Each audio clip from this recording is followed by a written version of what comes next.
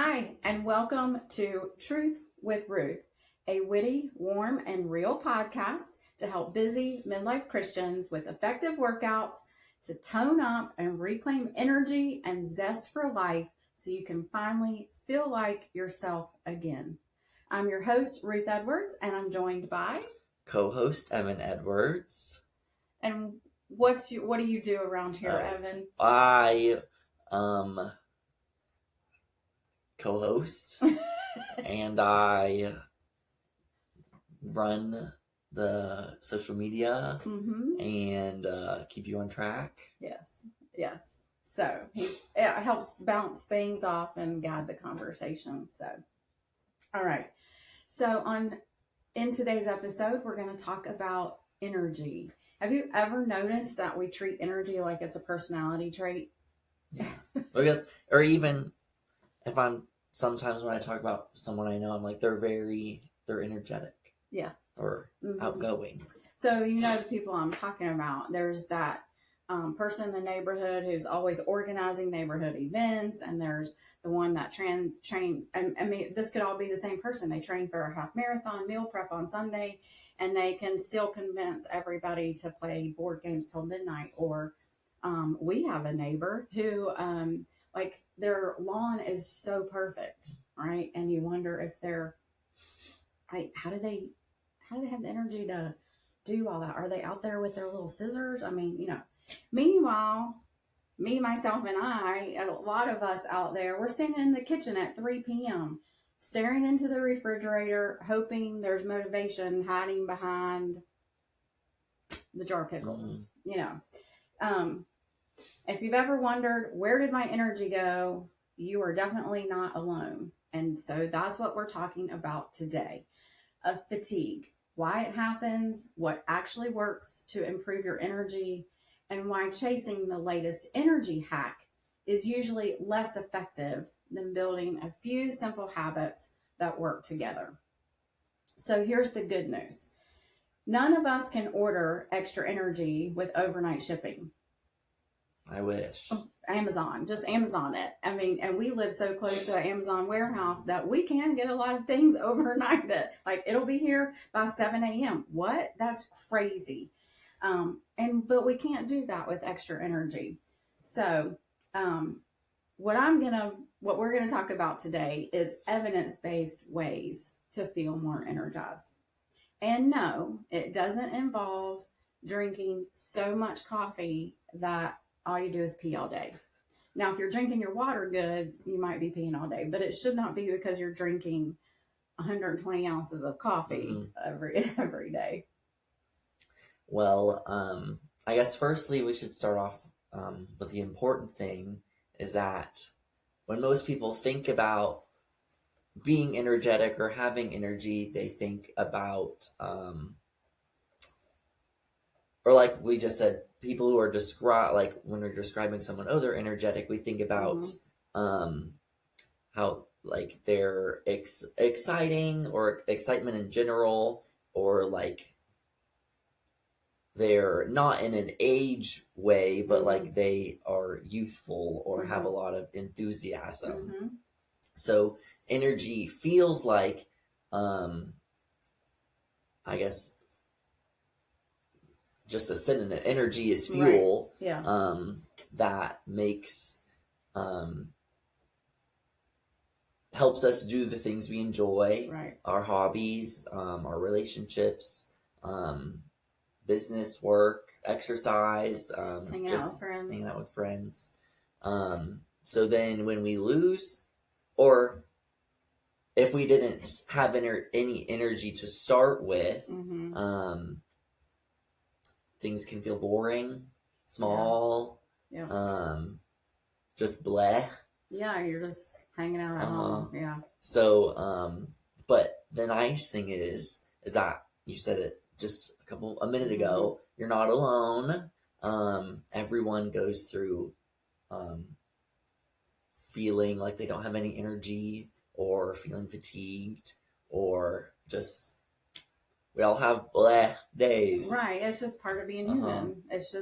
And I think, so what happens sometimes, I think, is that we have unrealistic unrealistic expectations of ourselves and what our days maybe should look like, especially if we're comparing ourselves. If we're doom scrolling on Instagram or TikTok, it can be, or Facebook, whatever your choice is, it can be real easy to start comparing yourself. Or even comparing yourself to the lady at the gym who comes to the same class as you, because she walks in and she's bouncing and she's like blowing the workouts out of the water. Everybody in the room is assuming that she's an Energizer bunny 24/7, but that may not be the case. So it's really easy to get caught up in the comparison trap. And when you, a snippet, because that's all you're seeing is a snippet. So whether it's through social media or in person, you know, your 1 hour interaction with a person is a snippet. And as like I told my doctor recently, I said, nobody at the gym would even guess that I have energy issues. I have energy issues. No, you might not guess that from listening in. And it's like some people at my gym, I know they would never guess that I struggle with that, because I can fake it, can fake it pretty good. And so so don't get caught up in the comparison. Yeah. So it's part of being human. And I know, I think sometimes part of my struggle is actually, I might just be having some unrealistic expectations. Some of it is. Some of it's real. It's not just an expectation. But, okay. So whether the challenge is figuring out whether you're just simply running low on fuel or your body's actually trying to tell you something, sometimes that is the challenge. So what's the straightforward advice that everybody says? So it might be a doctor, might be a physician, a health person, your trainer. We all, because I'm one of those too, we all say the same things. Well, get enough sleep, eat a balanced diet, and exercise regularly. Those three things, it's very simple advice, and it should fix it or take care of it or give you energy. But A, it's not always that simple. And B, it's not always easy advice to follow. But the interesting part is that researchers have learned that those broad recommendations, they do work, but they work best when you get a little bit more specific.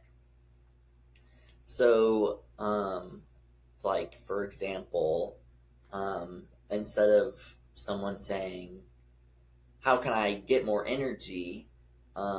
Maybe it would be helpful to ask yourself yourself, are you sleeping consistent? Are you sleeping 7 to 9, however many hours a night, consistently every day, every night? Are you moving your body enough?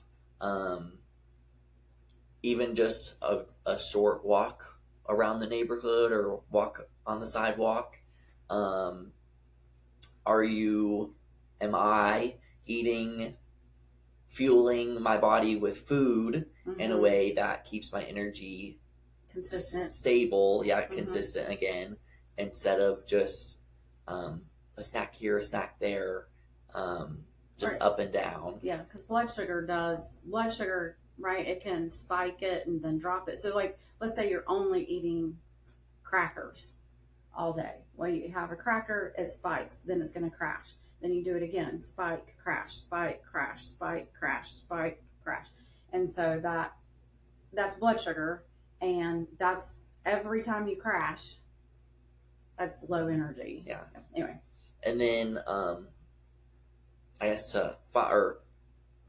finally, and there are more, but just in general, but am I stressed right now? And I mean, I know generally the consensus is yes. Everybody has stress. But is there something more than usual? Right. It's not just, I got to get through the work week, but it's, I got to get through the work week, and there's this, and there's that, and there's this other thing. Right. And stress is a real one. We're going through it with caregiving for elderly parents. your grandparents who are requiring more and more care. And so, yeah, I mean, I said to my doctor when I saw her recently, I said, I am very stressed right now, but there's no way around it, right? I can't just get rid of it. so that's getting a bit more mindful about my coping skills and stress management tools. So I agree with you, Evan, that if you will, listener, if you will ask yourself those questions and really dig deep and answer them honestly, and that'll show you where you could make some improvements, and it would be probably real improvements. Because I know that with myself, sometimes I don't want to answer the question honestly, because if I answer the question honestly, and it's just between me myself, if I answer the question honestly, it means I have to make a change. And in my experience, humans are they're creatures of habit. I always mix that and say habits of creature. We're habits of creature. So we tend to be creatures of habit, and it is very difficult to make changes. And so when we get really honest with ourselves, it usually means it's going to be inconvenient for a minute, because we're going to have to make some changes, and we're going to have to change our routine. But here's some interesting, a quick little diversion. An interesting thing about changing your routine is that it helps the time not pass so fast. You know, that time feels like it goes faster and faster and faster and faster. Well, as older we get, and so many things we do rote, even like brushing our teeth, we're not even thinking about it, we're just brushing our teeth. But changing your routine, or maybe trying to learn how to brush your teeth with your other hand, or just little things like that to change it and make your brain work. It's really good for your brain health, and then to help slow down time a little bit. And I don't know, maybe you don't want to slow down time, but for a lot of us, we do. So, one surprising find, I'm not surprised by this. Listener, you might be surprised, from decades and decades of research, is that exercise actually increases energy instead of depleting it. Now, again, I'm not surprised by this. I know this. This is what I live and I breathe every day. This is what has always been my passion. And this, I know, is what gives me energy, or helps me have a little more energy. And I see it play out in other people's lives, being in the health and fitness industry for so long. I see it. I spend time with people. I see it. You go on vacation with somebody. You see it. You see it at work, and it sounds backwards, right? But I don't have energy. I don't have the energy to put on my shoes and go for a walk out the door. But if you just would, it does actually give you more energy. And I was actually trying to explain this to a friend last week, that it's because of the oxygen. So when you are moving, your heart rate increases, and it pumps that blood to all parts of your body. So from your head to your toes, literally. And what's your blood carry? Oxygen. And so now everything is more oxygenated. And guess what? Oxygen is your friend. So whether it's your brain, your joints, your muscles, everything thrives and feels better with oxygen. So the more oxygen, the better. Now that doesn't mean you have to like go speed like this, like an Energizer bunny all day, every day, or like a hummingbird. No, it doesn't mean that. It just means that some gentle movement, improving your circulation, getting your heart rate up just a little bit, not only pushes that oxygen to everything in your body, it also will release some mood enhancing chemicals. You may have heard that along the way. And then by expending some energy, it can help you sleep better. And then all of that adds up over time, and you actually feel more energized. So one way to think about it is like a rechargeable battery. So you're the battery, we got to charge it. And it seems strange that using a little energy can help create more of it. But think about your car battery. It dies. How do they restart it? with another battery. Yeah, with the zap of energy from another one. And then if you don't want your battery in your car to go dead, and this actually just happened with your grandpa, so he hadn't, you need to crank it every so often. So, right, that's the thing. When a car just sits and it's never cranked, and that battery has to juice up, it'll go dead. So, where if you crank it and let it run for a few minutes, it'll juice it up. So, you can use that analogy and be like, oh, your body is the same way. Like I said, I just saw it play out with a friend last week, spending some time with some friends over an extended period. And her habit is to just sit. And she does some brain games and stuff, but to just sit. And well, I was with them, so we walked a lot. And lo and behold, like, oh, I was like, oh, I feel better. Oh, I think I feel okay. Oh, I feel a little bit better. So it's just, I know it sounds kind of strange or backwards or not intuitive, but actually the more you move, or maybe not the more you move, but get some movement in, it'll actually help your energy levels. Yeah. So then, what about, I guess, back to the very last question I asked us all to ask ourselves, is stress. Because people, I mean, I feel like when we're facing more stress than usual, we can often recognize it's like, oh, I'm stressed. But I feel like people, we don't often realize that extra stress can take that energy away from us or make us not feel less energized. Yes. And sometimes the day-to-day stress, we like I said, we don't even realize it sometimes, but it is true that mental fatigue or stress can feel just as exhausting as physical work. And I know that to be true. Sometimes with so many different phone calls and paperwork and coordination and schedule management and all that I'm in the throes of right now, it can feel, it's all up here in my mind. And it's rattling around and rolling around and, oh, did I, and I need to, and that's, sounds like I said Anita, calling on an Anita, but I need, and so that can be just as exhausting because your body wasn't really designed to be on high alert all day, every day. And with our phones basically living in our hands or our pockets, it's constant notifications, and then maybe calendars juggling.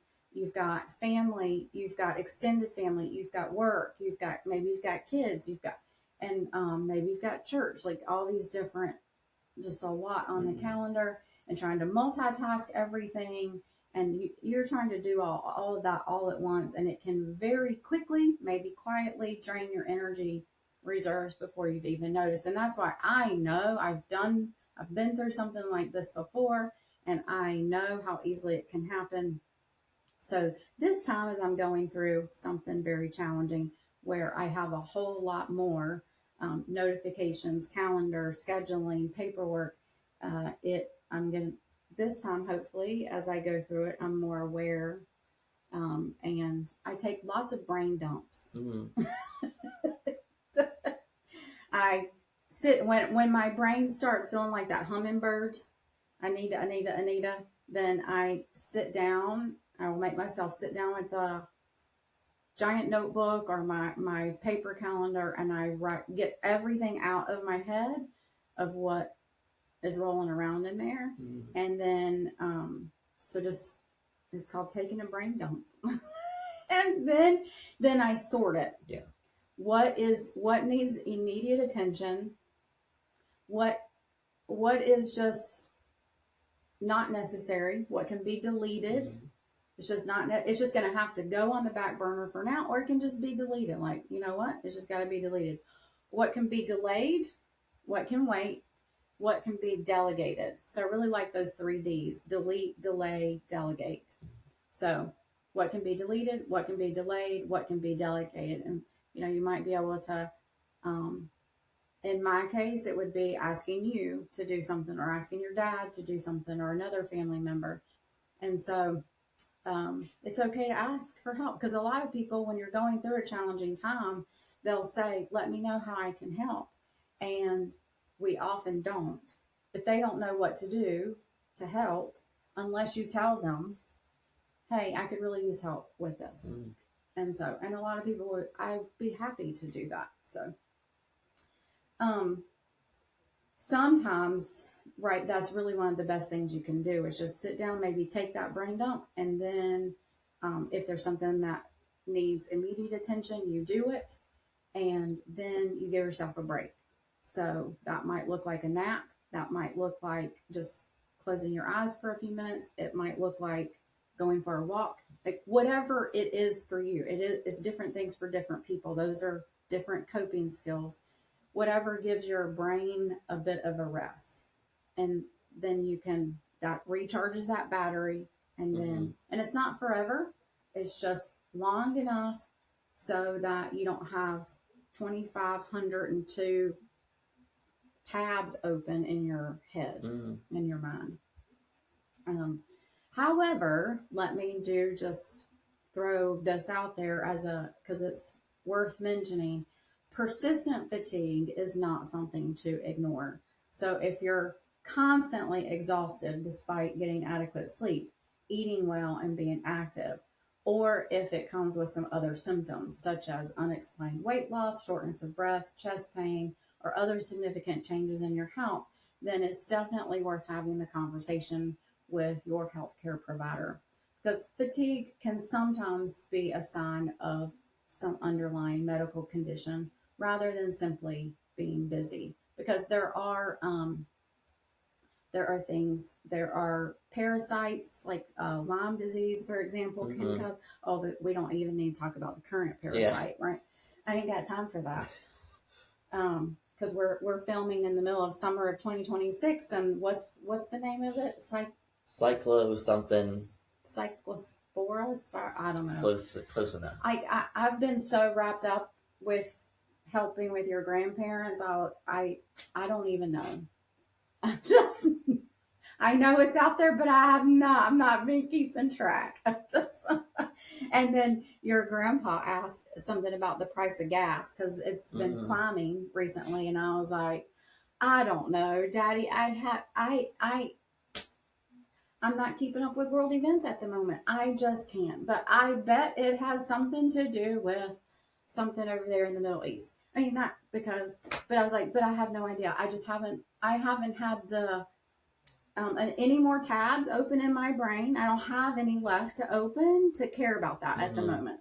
I'm just going to have to pay for gas, you know? So one of the things we haven't talked about is a balanced diet. So, and it's a big topic, right?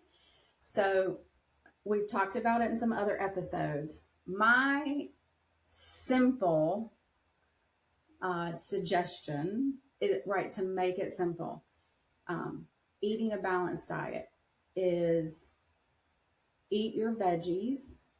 What's that look like? Eat some kind of vegetable every meal. Yes, even breakfast. That might be some tomato or a cucumber, or, I mean, it doesn't matter. Like, you can redefine the rules around breakfast, lunch, and supper. And so it might be some pepper and onions in your egg omelet, whatever. So anyway, but some kind of veggie, some kind of protein, and a little bit of fruit. And as original to how it came out of the earth or off the earth as possible. Meaning, it hasn't had a bunch of stuff added to it, and it hasn't had nutrients stripped out of it. Meaning, it's probably not going to come out of a box or a bag. Because processed foods is what really gets us in trouble, especially here in America. So if you're in another country, like somewhere over in Europe, you probably don't have to worry about this as much. But if you're here in America, the processed foods are really, that's another whole episode, and we'll tackle that at some point. But the seed oils, the high fructose corn syrup, the preservatives. Um, it's just so, it's just a lot. And it's not, your body doesn't know what to do with that. Mm-hmm. So, eating a balanced diet means eating. You need to eat. Stop starving yourself. Stop skipping your meals. And that'll probably be another episode. But overall, eat your meals, however that looks for you. Could be 3 meals a day, could be every 2 hours, could be intermittent fasting, whatever works for you. Like I said, we'll do an episode on that at some point.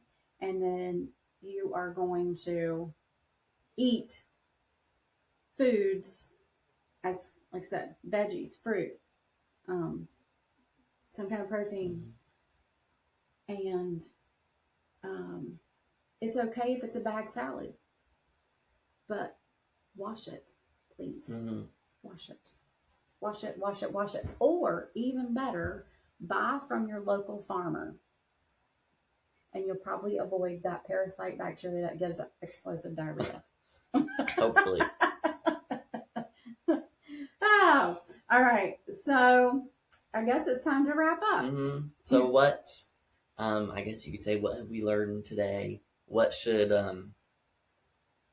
if you don't remember anything at all from what we just talked about, here's what you should remember. Here are your takeaways. Takeaway number 1, energy is not usually created by one magic trick. It's the result of several small habits working together. Remember, we're creatures of habit.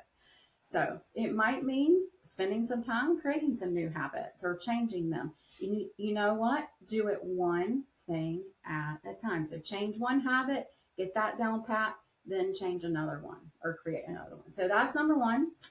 Number 2, moderate movement often creates more energy than it consumes. So when you're feeling sluggish, sometimes the best thing you can do is go for a walk or stand up out of your chair and do some squats or some jumping jacks. It doesn't matter what it is, but it would probably be more effective than another cup of coffee. And I can testify to this as I have spent hours in a hospital and hours in a nursing home recently.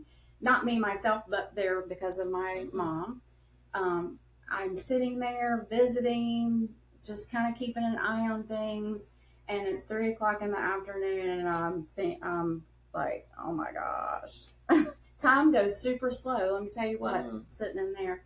And I'll get so sleepy. And so that's what I've been doing. I make sure I have my sneakers either on me or in the car, put them on, and I've been walking. I go outside if it's not raining, and I walk laps. I just walk laps all around the parking lot. And yes, that refreshes me. I come back in, I've walked, I've gotten warm, I've been able to clear my head, and I actually can stay awake, and I actually have more energy than if I had just sat there. So I can testify that it really does work. And then takeaway number 3, listen to your body. Temporary fatigue and, of course, getting tired every day is probably human and normal. Like, we're not robots. That's another whole conversation about robots. But anyway, persistent, unexplained fatigue, however, may deserve or probably deserve some attention or conversation with your healthcare provider. We thank you for listening. And if today's conversation gave you one new idea to try this week, that is a win. Start small, stay consistent, and remember, the goal isn't to have endless energy every day. The goal is to build habits that help you feel your best more often. So if you enjoyed today's episode and are looking for a workout to do that will give you some energy instead of take it away, you can go to Ruth's Patreon channel at Reignite Health and Fitness. She has some free workouts as well as some exclusive on-demand workouts created to hopefully give you more energy. Yes, and I can testify that they will. They won't kill you quote kill you, quote unquote. So they will actually give you more energy, and you'll be so glad you did the workout. So until next time, fight for your health, and maybe go for that walk. Your future self will probably thank you.